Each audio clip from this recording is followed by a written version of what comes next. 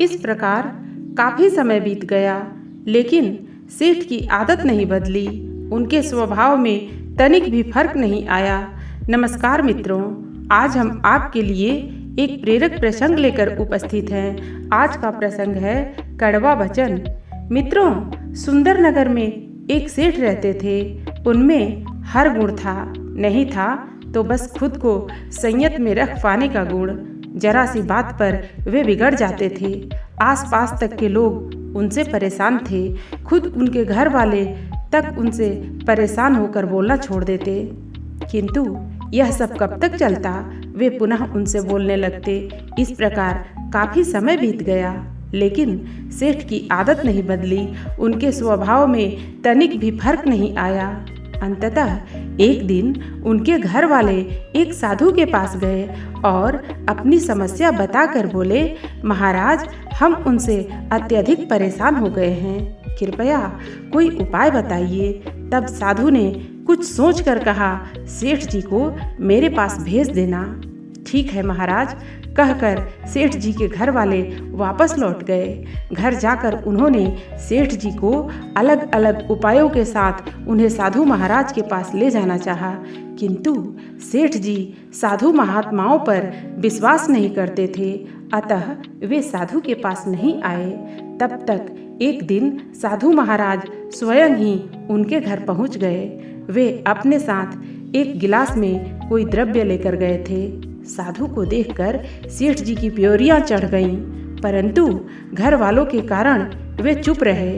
साधु महाराज सेठ जी से बोले, सेठ जी, मैं हिमालय पर्वत से आपके लिए यह पदार्थ लाया हूँ, जरा पी कर देखिए। पहले तो सेठ जी ने आनाकानी की, परंतु फिर घर वालों के आग्रह पर मान गए। उन्होंने द्रव्य का गिलास लेकर मुंह से लगाया और उसमें मौजूद द्रव्य को जीभ से चाटा।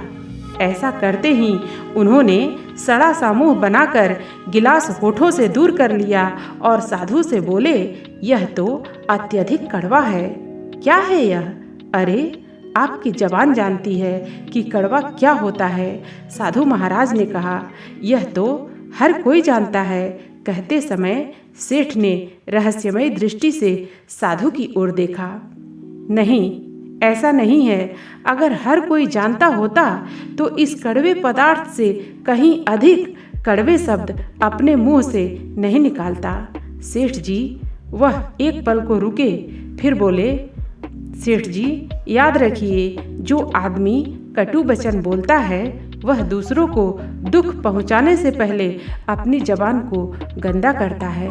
सेठ जी समझ गए थे कि साधु ने जो कुछ कहा है उन्हें ही लक्षित करके कहा है। वह फौरन साधु के पैरों में गिर पड़े।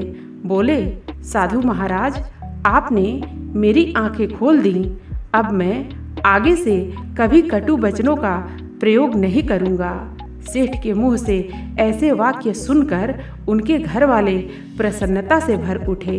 तभी सेठ जी ने साधु से पूछा, किंतु महाराज, यह पदार्थ जो आप हिमालय से लाए हो, वास्तव में यह क्या है? साधु मुस्कुराकर बोले, नीम के पत्तों का अर्क। क्या?